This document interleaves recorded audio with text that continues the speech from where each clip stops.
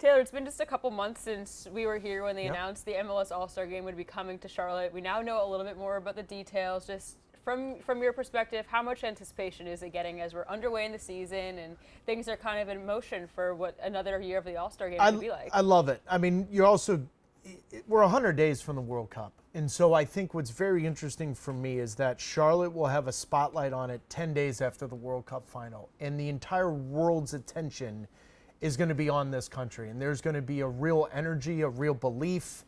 And then MLS and Liga MX with the All-Star Game, those stars coming together 10 days after the World Cup final. You kind of tap into that.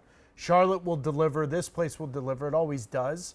I just think it's cool for the ownership and the fan base that they get to be put under a spotlight, because for those of us that have been coming here and seeing it, this place is really, really good. It's going to be the summer of soccer. No doubt. The World Cup coming, of course, Charlotte is not going to be a host city, but getting a major event just afterwards where there could be a lot of fans from around the world still here, and maybe they want to see their favorite players who are coming from playing with their teams to playing with their clubs.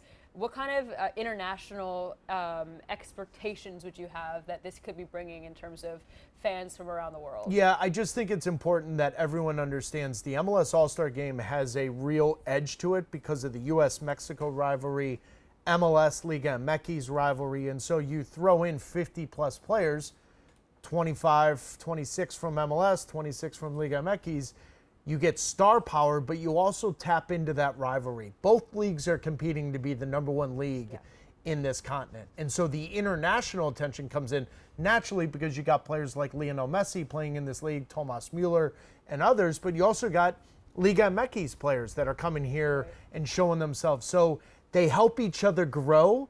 That rivalry's been very fruitful for both leagues, and I think for both countries, and I think the MLS All-Star Game just taps into that. The All-Star Game has changed formats a couple of times over the years, but I've played in many of those. Yeah, and they've been now in the past 5 or so years been really sticking with this MLS against Liga MX. Why has this kind of been working, would you say, compared to East versus West or playing against another club from another league? The number one most watched soccer league in the United States of America is not the English Premier League, it's not the Champions League, it's Liga MX. Wow.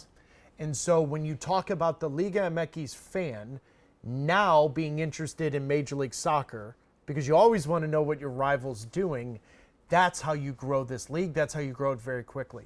Liga MX are spending over $75 to $125 million to buy MLS players. That would have never happened 5-6 years ago.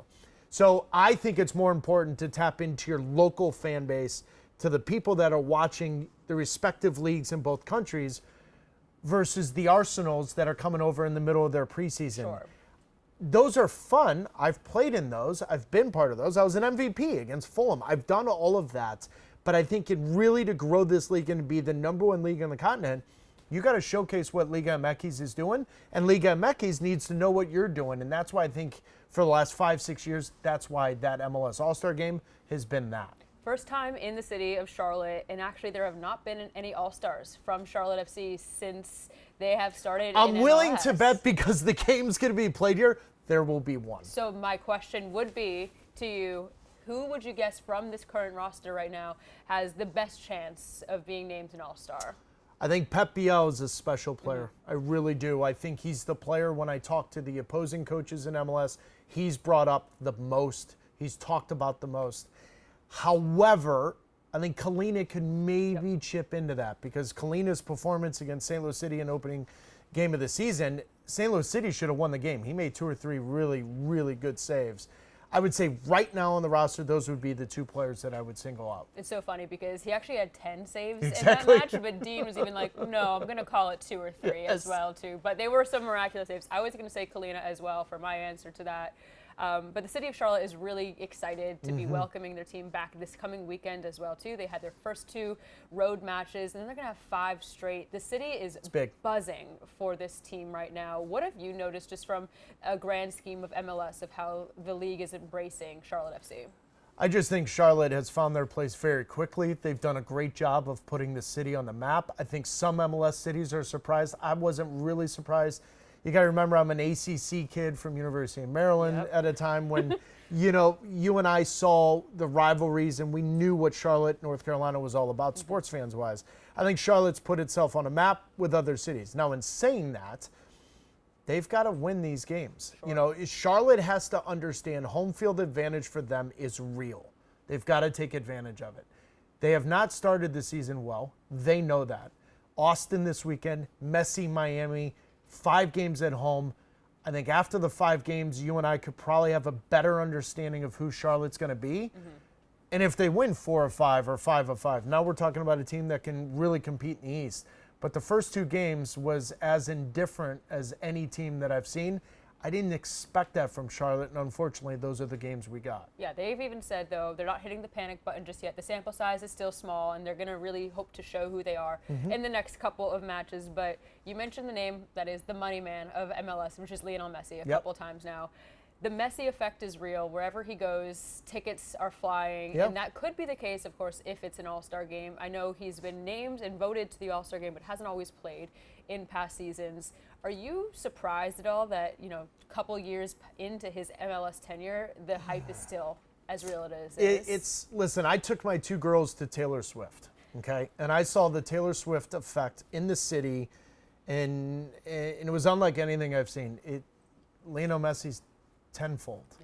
And it's remarkable to me that, Miami's stadium now, they're opening a new stadium, it seats 20,000 people. There's 5,000 people in the parking lot that just want to be part of it. He's already been there for 2 years. So, but he is the greatest of all time. And I say this to the older sports fan. If Muhammad Ali, Michael Jordan, Pelé, Wayne Gretzky, these guys were still playing, you'd still go see them. Sure. Right? For Miami, which is a very weird and odd and different sports town, Messi, ironically, is resonating every week there. Yeah. LeBron James, D. Wade did not. That may be the bigger surprise to me. Not the global impact, because he is the greatest of all time. Sure. But in Miami, a fickle sports town where there's a million things to do, Messi resonates every single time. And that should tell you a lot about it, how he resonates within the community. It's just so crazy when you see the away matches, and sometimes he maybe is not even going to be playing. They don't announce that until a couple days, of course, before a game, and how some teams have responded. I'm glad you brought that up. I'm going to interrupt you real quick, Please. because what has surprised me is how many people are now booing him, and I love it. Initially, it was pink jerseys. But when he comes here on May 14th, I can promise you this, there'll be 33,000 in the building or whatever the number is. 95% are going to boo him because they're here for Charlotte. That, in my point of view, that's the real growth of MLS. It's not an exhibition anymore. He is a Miami player, and we hate Miami in those respects. So the away games have changed, and it's been way more fun, right? Orlando City fans, if you didn't see the picture, are saluting him with one certain finger. I love that. That's what it should be, because he's a competing player for an opposing team. Boo him. That's where the growth has really shown an eye to me. I used to work in Orlando and covered Orlando City very closely. They showed you the finger too, or no? No, they did not. But I was very excited to see that he finally did get to play at Absolutely. Interco It's Stadium. been 3 years. The fans have been wanting that for quite some time, because that Florida derby is real and they want that. Charlotte FC does have a very special player as well in Wilfried Zaha, who they're kind of hoping would bring that same sort of effect wherever he goes, in terms of, getting other teams under their skin a little bit, being that star player. What has been your impression so far of Zaha so far in Charlotte FC? It's a great question. We want to make this abundantly clear. We're not comparing Zaha to Messi. Absolutely not. Right? Because Messi's got to be in a completely different stratosphere by himself, and that includes Cristiano Ronaldo, but I digress. Zaha, listen, he was solid last year. Sure. If I'm not mistaken, all competitions, 20 goal contributions. That's good. Yep. Solid. He's got no goals, no assists, or he's got one assist this year, right? He's got the technical director saying they want goals and assists. He missed the first playoff game. Why? Red cards. So there's good and there's bad with him. He's as electrifying as any player I've ever seen with the ball at his feet. Yeah. Charlotte need him to do that for 90 minutes, and that's what they need to do. I think this summer's massive for Charlotte FC, because they potentially could have 2 designated player spots open. The World Cup's going to just end. The transfer window opens. They've got an owner that believes in this, will spend real money. I think Charlotte's one of the teams to watch post-World Cup. I think whatever they do now with whatever players they have, I think it's going to look like a different team after the World Cup, and that should excite Charlotte fans because that may be the difference on how to get them into that upper stratosphere of Inter Miami and LAFC.